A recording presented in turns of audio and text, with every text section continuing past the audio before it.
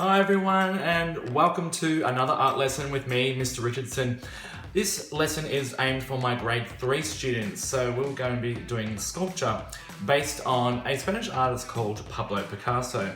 Now, Picasso, he spent majority of his time in France doing many different types of artwork. It wasn't just painting, it wasn't just drawing, but he also dabbled in sculpture, printmaking, lots of different types of artwork. He went through different types of stages of artwork too. So he went through his blue period when he was a bit sad and depressed, through to his rose period when he was really happy and more upbeat, and then to his cubist stage. Now, cubism is all about how he created portraits that looked like they were made up of different shapes, like 3D shapes, like cubes. So they were broken up into different sections like triangles and squares. And that is what we are going to be working on today, is to create your own cubism style portrait of yourself. So for today, you're going to need a cardboard box, something like a shoebox, a packing box, a little bit thicker. If you don't have anything that's thicker, then a cereal box or a biscuit box is completely okay. You'll need a pair of scissors, a glue stick, a pencil, a stick of some type, and depending on how you want to colour your portrait and what you've got at home. If you've got paints, you can do painting and use a brush. If you haven't got that, then textures or coloured pencils is completely okay. And then also, of course, you'll need some sticky tape or masking tape to attach your Picasso head to the stick as well. Alright, let's get started. Okay, so with your Picasso cubist style head, do a little bit of research, have a look and Google Picasso's Weeping Woman portrait. You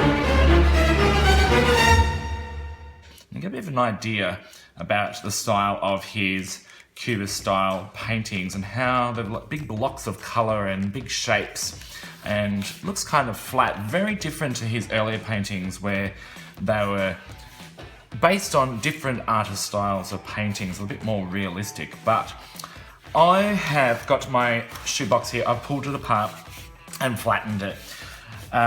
So with your pencil, you're going to create two different shapes. Think about the person that you want to draw. You can do yourself, you can do someone else, it's up to you. So I'm going to create just the base shape of one side of the head, just one side of the head. So imagine cut the head in half, and then I am going to go into this section here.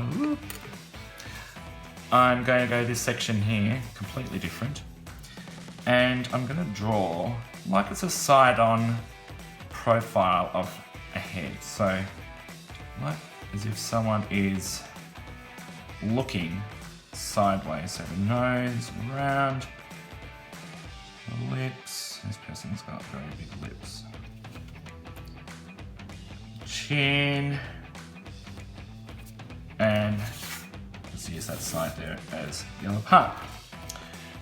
And then of course on your cardboard as well, you want to create a few of the different parts of the face. So eyes, we've got side on nose there, but hey, there's nothing stopping you from adding an extra part of the nose there. So I'm going to do big eye,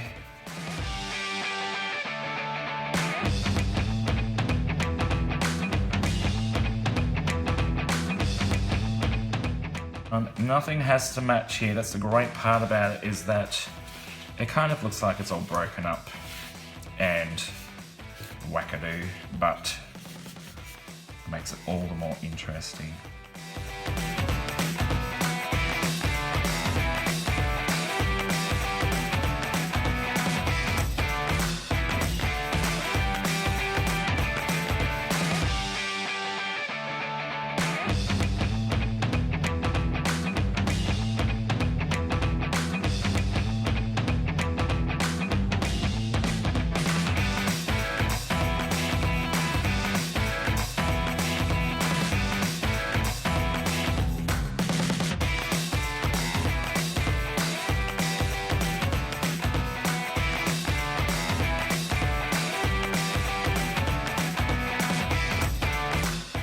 there's one ear. Just one ear, that'll do.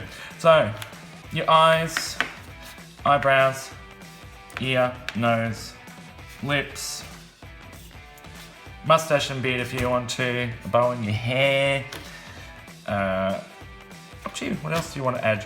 So, once you've drawn them all out on your cardboard, you're going to get a pair of scissors and cut them out. Now, you need to be really careful with this. You may need some help from an adult to be able to cut all of the thick cardboard pieces out, depending on how thick your cardboard is. So if you're finding it a little bit difficult to cut out the cardboard pieces, either ask an adult to cut them out for you, or if you've got thinner cardboard like cereal box cardboard, then you should be able to handle that. Okay, so I'm going to leave you for a bit and I'm going to cut all these out and I'll see you in a moment.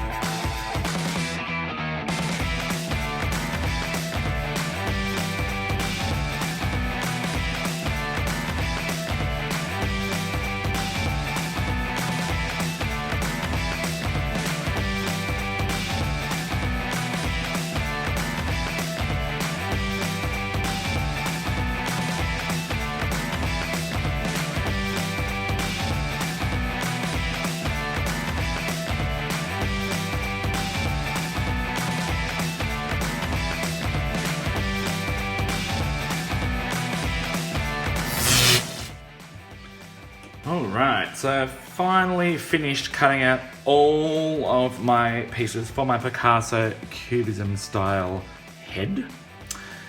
Doesn't look like much at the moment. There's an ear over here and a couple of eyes, and I think that mountain bit there is the beard and the two big head pieces there. So you're going to have to now assemble it. Now keep in mind that you don't have to have everything straight, everything lined up. Things can be a little bit wonky and lopsided, so that's the best part about Cubism style portraits, is that you can place these bits anywhere you like. So on the count of 3, I'm going to have everything lined up. 1, 2, 3. Ta-da! So there is my Picasso portrait that I have assembled with my wonky eyes and my big eyebrows and the mustache and the wonky mouth. Oh, it's all over the place. Now, this is where you're going to have to assemble it, either using your glue stick or your tape, masking tape preferably. If you've got sticky tape only, then probably best that you tape it on the back seam of the head and then just use glue stick for the rest of it to put all the other pieces on there, just so it's all stuck as one piece, one portrait. So get sticking and then I'll tell you what comes next. All right. Okay, so my Picasso head has finally been stuck together. No bits are falling off. Either using glue or masking tape. So I've taped all up the back, and then you can attach your stick. So I've just used a satay stick. You can use whatever you've got your hands on, a paddle pop stick, a stick from the garden. Just be creative and just use sticky tape or masking tape to stick on the back so you can hold onto your portrait head. That is step 1 to create your head. So step 2 is to colour or paint it however you want in bright colours. So I'll see you soon and I'll show you the finished product.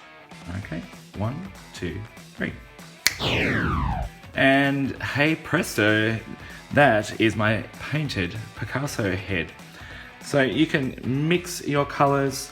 If you're going to be painting, that's my plate there, using white and black, so you add white to lighten colors, add black to darken them, have a bit of a play around with the colors. Otherwise, if you're just going to use textures and pencils, then you can just go for it and do it however you want. However, that is not the end of it. There is still a little bit more detail that you can add to it. So just like this,